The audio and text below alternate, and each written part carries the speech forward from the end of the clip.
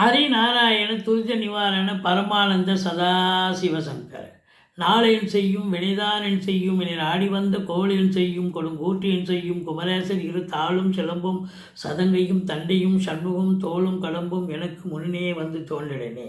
ஓம் அனுமந்தாய வித்மகே வாயுபுத்திராய தீமகே தந்திரோ மாருதி பிரச்சோத்தியாத் பட்டீஸ்வரம் ஸ்ரீ விஷ்ணு துர்க்கையே போற்றி. திருவாரூர் குரு தட்சிணாமூர்த்தியே போற்றி. உலகெங்கிலும் வாழ்ந்து கொண்டிருக்கும் ஸ்ரீராம் ஆஸ்ட்ரோ யூடியூப் சேனல் நேயர்களுக்கு டாக்டர் சைதை ராஜாவின் அன்பான வணக்கங்கள். நாம் இப்பொழுது இந்த எபிசோடில் வார ராசி பலன்கள் பொது பலன்களாக சொல்ல இருக்கிறோம்.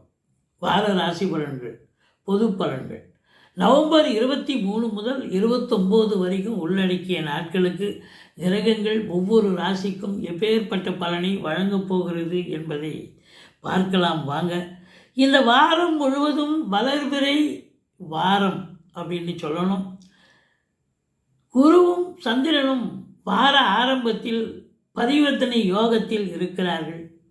வாங்க ராசிக்குள் செல்லலாம். மிதுன ராசி அன்பர்களுக்கு வணக்கம். மிதுன ராசி காலபுருஷனுக்கு 3வது ராசி. சார் வாரம் பார்க்குறோம் சார். போன வாரம் ஏதோ நல்லது நடக்கணும்னு பார்த்தா நடக்கலை. இந்த வாரமாவது நல்லது நடக்குமா? உங்களுடைய எதிர்பார்ப்பு எங்களுக்கு உணர்த்தக்கூடியதாக புரிகிறது. நீங்கள் எதிர்பார்க்குறது பாருங்கள். 2ல் குரு இருக்கார். ஓரளவுக்கு குடும்பத்தில் ஒரு நிம்மதி, சந்தோஷம், குதூகலம் ஏற்படும். ராசிநாதன் புத பகவான் 5ஆம் இடத்துல இருக்கார். 5 அப்படின்னு சொன்னாலே சந்தோஷத்தை தரக்கூடிய இடம், ஆழ் மனசுன்னு சொல்லக்கூடிய இடம். அப்போது சமூகத்தில் ஒரு பேரு புகழ் கிடைக்கக்கூடிய, ஒரு சமூகத்தில் பாராட்டினை பெறக்கூடிய ஒரு நிலை.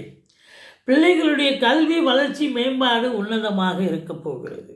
சரி, செய்யும் தொழில் எப்படி இருக்கும்? உத்தியோகம் பார்க்குறவங்களுக்கு எப்படி இருக்கும்? தனியார் துறையில் வேலை பார்க்குறோம் நீங்கள் நாங்கள் எப்படி இருக்க போகிறோம் பாருங்கள். 10ஆம் இடத்து அதிபதி 2ல் போய் அமர்ந்திருக்கிறார். 10ஆம் இடத்தையே குரு பார்க்குறார். அதுவே ஒரு சூப்பர். அதையும் தாண்டி உங்களுக்கு சனி பகவான் அங்கே உட்காந்துருக்கார். அப்போ சனி பகவான் உட்காரான்னு சொன்னால் அவர் கர்ம காரகன், தொழில் காரகன் சொல்லக்கூடிய ஒரு நிலை. அப்போது இந்த மிதுன ராசியில் பிறந்தவர்களுக்கு இது நாள் வரைக்கும் ஒரு தொழிலில் ஒரு சரியான ஒரு பிடிமானம் இருந்திருக்காரு. இல்லை இந்த தொழில் பண்ணலாமா, இல்லை இதை விட்டுட்டு வேறு தொழிலுக்கு போகலாமா அப்படிங்கிற ஒரு ஆசிலேஷன் கூட இருந்திருக்கும். ஏன்னா தொழில் சரியாக போகலங்க, நாங்கள் என்னங்க பண்ணுறதுனால இப்போ ஒன்று தொழிலை மாற்றி அமைப்பீர்கள், இல்லது அதே தொழிலில் கடனை உடனே வாங்கி தொழிலை நல்லா ஸ்திரம்பட அதிகமான ஈடுபாட்டோடு அதிகமான உழைப்பை கொடுத்து நல்ல சம்பாத்தியம் என்பது சிறப்பாக இருக்க போகிறது. சொந்த தொழில் செய்யக்கூடிய அன்பர்களுக்கு அதாவது பணி சுமை இருக்கும், வேலை பளு அதிகமாக இருக்கும். ஆனாலும் இன்புட் இருந்தால் அவுட்புட் இருக்க தானுங்க போகுது. அப்போ சம்பாத்தியம் என்பது சிறப்பாக இருக்கும். சரி, நாங்கள் கவர்மெண்ட்டில் வேலை பார்க்குறோம், தனியார் துறையில் இருக்கிறோம், எங்களுக்கு எப்படிங்க இருக்க போகுது பாருங்கள். இதில் என்னென்ன நட்சத்திரங்கள் இருக்குது அப்படின்னா, மிருகசீரிஷம் 3, 4 பாதங்கள், திருவாதிரை, புனர்பூசம் 1, 2, 3 பாதங்கள் உள்ளடக்கியது. இந்த மிதுன ராசி அன்பர்களுக்கு செய்யும் தொழில் அதிகப்படியான ஒரு இன்வால்மெண்ட் இருக்கும், அதிகப்படியான உழைப்பு இருக்குமே ஒழிய சம்பாத்தியம் சிறப்பாக இருக்கும். நாங்கள் அரசு உத்தியோகத்தில் இருக்கிறோம், தனியார் துறையில் இருக்கிறோம், எங்களுக்கு வளர்ச்சி இருக்குமா, இல்லை போன வாரம் மாதிரி மீடியமாக இருக்குமா? அதாவதுங்க வளர்ச்சி கண்டிப்பாக இருக்குங்க. எப்போவுமே இந்த சனி பகவான் 10ல் இருக்கார், குரு பார்வையில் இருக்கார், 10ஆம் வீட்டை குரு பார்க்கிறார். அந்த வீட்டு அதிபதி அந்த வீட்டை பார்க்குறார். அப்போ தொழில் கண்டிப்பாக நல்லது நடந்து தானங்க ஆகணும். சரி, நல்லது நடக்குன்றீங்க, எங்கெங்க நடக்குது? இது பொது பலன் தாங்க. இது யாருடைய தனிப்பட்ட ஜாதகத்தை நம்ம அனலைஸ் பண்ணலை. பொது பலன் என்பது ஒரு 30 விழுக்காடு தான் சரியாக வரும். அது 30 எப்படி 100ஆக மாறும். மீதி 70 விழுக்காடு நீங்கள் பிறக்கும்போது உங்கள் தசாபுத்தி என்ன நடக்கு, இப்போ என்ன தசை நடக்குதோ அதுதான் 70 விழுக்காடு. மொத்தத்தில் பார்க்கும்பொழுது நீங்கள் எடுக்கிற முயற்சி சிறப்பாக இருக்குமா? 3 குடையவன் 6ல் அமர்ந்து குரு பார்வையில் இருக்கார். சூப்பர். கண்டிப்பாக நீங்கள் தொழில் ரீதியாக உத்தியோக ரீதியாக எடுக்கிற முயற்சி திருவினையாக்கும். 3ல் கேது இருக்க கொடுத்து வைக்கணுங்க. அப்போ தொழிலில் கேது பகவானும் சரி, உத்தியோகத்துலேயும் சரி கேது பகவான் நல்லது செய்ய போகிறார். இல்லை மைனஸ்ன்னு பார்த்தீங்கன்னா இளைய சகோதரத்துக்கும் உங்களுக்கும் கருத்து வேறுபாடு வரும். 4ஆம் இடத்தை சனி பார்ப்பது. அதிகமாக வேலை பார்க்குறீங்க, 8 ஹவர் டியூட்டினா 10 ஹவர் வேலை பார்க்குறீங்க அப்படின்னா அப்போது ரெஸ்ட்டு எடுக்க முடியாத ஒரு சூழல் தானேங்க. சுகம் கிடக்கூடிய ஒரு நிலை. ஒன்றுத்தை எழுந்தால் தான் ஒன்றுத்தை பெற முடியும். அதிகமாக சம்பாதிக்கணும், அதிகமாக வேலை பார்க்கணுன்னா ரெஸ்ட் எடுக்கிறத குறைச்சா தானேங்க முடியும். இருந்தாலும் 4ஆம் இடத்தை சனி பார்ப்பதால் தாய்க்கு தேக ஆரோக்கிய குறைவு கூட ஏற்படும். மருத்துவ செலவுகள் வைக்கும். வண்டி வாகனங்கள் பழுதாகி செலவு வைக்கக்கூடிய நிலை இருக்கும். உங்களுக்கே பிபி சுகர் எகிரி நீங்கள் மருத்துவமனைக்கு செல்லக்கூடிய நிலை ஏற்படலாம். மற்றபடி மனைவி, குழந்தைகள், நண்பர்கள், உறவினர்கள் இவங்களுடைய நிலைகள் என்ன? மனைவி அப்படின்னு பார்க்கும் பொழுது 5ஆம் இடம், அது 7ஆம் இடம். 7ஆம் இடத்தை அதிபதி 2ல் போய் உட்காந்துருக்கார் குரு. சூப்பர். அப்போது மனைவியால், அதாவது கணவனுக்கு மனைவியால், மனைவிக்கு கணவனால் குடும்பத்தில் நல்லது நடக்க போது. அவங்களால ஒரு வருவாய், இப்போ அவங்க வருவாய் அதிகமாக கிடைக்க போகுதுன்னா அவங்க ஒன்று அவங்க பிறந்த வீட்டிலேருந்து லிக்விட் கேஷோ ஜுவல்ஸோ கொண்டு வரணும், அல்லது அவங்க வேலை பார்க்குற இடத்துல பதவி உயர்வு, ஊதிய உயர்வு கிடச்சி அதில் நல்ல ரெவென்யூ கிடைக்கக்கூடிய ஒரு நிலை, இன்க்ரிமெண்ட் அதுபோல் இதை கிடைக்கக்கூடிய நிலை. அதுக்கப்புறம் பார்த்திங்கன்னா குழந்தைகள் 5ஆம் இடம். 5ஆம் இடத்து அதிபதி 5ல் ஆட்சி பீடத்தில் இருக்கார் 4 நாள். அதுக்கப்புறம் சுக்கிரன் 3 நாள் போய் குரு பார்வையில் இருக்கார். அப்போ பிள்ளைகளுடைய வளர்ச்சி, கல்வி மேன்மை மிக மிக உன்னதமாக இருக்க போகிறது. குலதெய்வத்துடைய அனுகிரகத்தால் தொட்டது தொடங்க போகிறது. நீண்ட நாள் குழந்தை பாக்கி இல்லாதவர்களுக்கு குழந்தை பேரு கண்டிப்பாக கிடைக்க போகிறது. உறவினர்களுடைய நிலையும் மிக மிக உன்னதமாக இருக்கும். அவங்க அவங்களுடைய கோஆப்ரேஷன் உங்களுக்கு கண்டிப்பாக இருக்கும். நல்ல ஒரு மேன்மையான ஒரு அமைப்பை அவர்கள் தருவார்கள். அதனால் நல்ல கோஆப்ரேஷன் இருக்கும்.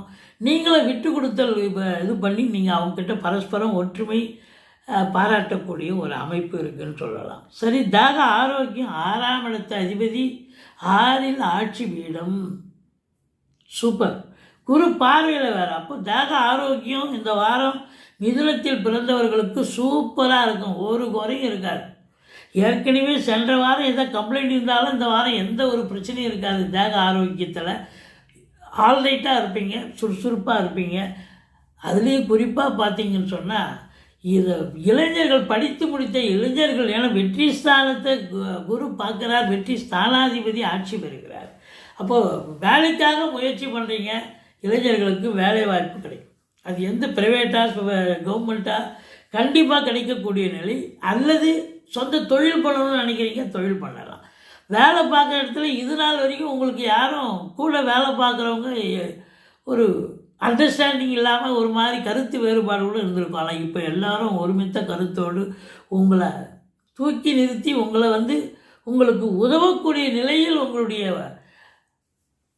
சக ஊழியர்கள் ஹெல்ப் பண்ணக்கூடிய ஒரு நிலை. ஏன்னா 6ஆம் இடம் சிறப்பாக இருக்கிறது. கோர்ட்டு கேஸு வம்பு வழக்குன்னு இருந்தால் அதில் நீங்கள் தாங்க வின் பண்ணக்கூடிய அமைப்பு. மற்றபடி பத்திரிகை துறை, மீடியா துறை, எழுத்துத்துறை, சினிமா இண்டஸ்ட்ரி, தொலைக்காட்சி இண்டஸ்ட்ரி, நிதித்துறை, நீதித்துறை, சொந்தமாக கம்பெனி, லேத் ஃபேக்ட்ரிலேருந்து பெரிய கம்பெனி வச்சுருக்கக்கூடியவர்கள், இதில் எலக்ட்ரானிக்கல் கூட்ஸ் வியாபாரம், ப்ரொடக்ஷன் வியாபாரம் பண்ணக்கூடியவர்கள், அதை பயன்படுத்தக்கூடியவர்கள், இவங்களுக்கெல்லாம் ஒரு சூப்பரான ஒரு வாரம் அப்படின்னு சொல்லலாம். 8ஆம் இடத்தை குரு பார்க்குறார். வரா கடன்கள் வசூலாகும். இன்சூரன்ஸ் பணம் கிளைம் ஆகி கைக்கு வரக்கூடிய காலகட்டம். இந்த மிதுன ராசிக்கு 25, 26, 27 சந்திராஷ்டம நாட்களாக வருவதால் ரொம்ப ஜாக்கிரதையாக இருங்க. இரவு பிரயாணம் என்பது வேண்டாம். சந்திராஷ்டம நாளில் சொந்த வண்டி வாகனங்களை பயன்படுத்த வேண்டாம் என்று பலமுறை அறிவுறுத்தி சொல்லி இருக்கிறோம். ஏன்னா ரிப்பேர் ஆச்சுன்னா நீங்கள் ரிப்பேர் பண்ணிட்டு தான் போகணும். சொந்த வண்டியாக இருந்தால் டாக்ஸின்னா அது ரிப்பேர்லாம் அடுத்த வண்டி மாறி போயிட்டே இருக்கலாம். அதுதாங்க உங்களுடைய நிலை. மற்றபடி 25, 26, 27 கொஞ்சம் எச்சரிக்கையாக இருந்துக்குங்க. நீங்கள் உங்களுக்கு 9ல் ராகு இருக்கிறதுனால ஓம் அமிர்த ராகுவே போற்றி அப்படின்னு 1008 சொல்லுங்கள். துர்கியை வழிபாடு பண்ணிக்கோங்க. 2 குடையவன் 9ல் இருக்கார் பாருங்கள். சந்திர பகவான். அதாவது முதல்ல வந்து குருவும் சந்திரனும் பரிவர்த்தனை யோகம். 7ஆம் இடத்துல குரு 2ஆம் இடத்துக்கு வந்துடுறாரு. சந்திரன் 2ஆம் இடத்துக்கு வந்துடுறாரு. அப்புறம் 8ல் சந்திரன் இருந்தாலும் குரு பார்வையில் இருக்கார். இதையும் தாண்டி 9ல் கடைசி 2.25 நாள் சந்திரன் இருக்கார். பாக்கியம். அப்போது 2 நல்ல நிலையில் இருக்கிறது. பாக்கியமான நிலையில் இருப்பதால் நல்ல வருமானம், குடும்பத்தில் நிம்மதி, சந்தோஷம், குதூகலம் நிச்சயமாக ஏற்பட போகிறது. அலைச்சல் இல்லாத ஒரு சந்தோஷம், நீடிக்கக்கூடிய சந்தோஷமாக இருக்கக்கூடிய ஒரு அற்புதமான ஒரு வாரமாக இது விளங்கப் போகிறது என்று சொன்னால் மிகையாகாது. எங்களுடைய வீடியோ பிடிச்சிருந்தால் லைக் பண்ணுங்கள், ஷேர் பண்ணுங்கள், சப்ஸ்கிரைப் பண்ணுங்கள். மறக்காமல் சப்ஸ்கிரைப் பண்ணுங்கள். நன்றி. வாழ்க வளமுடன்.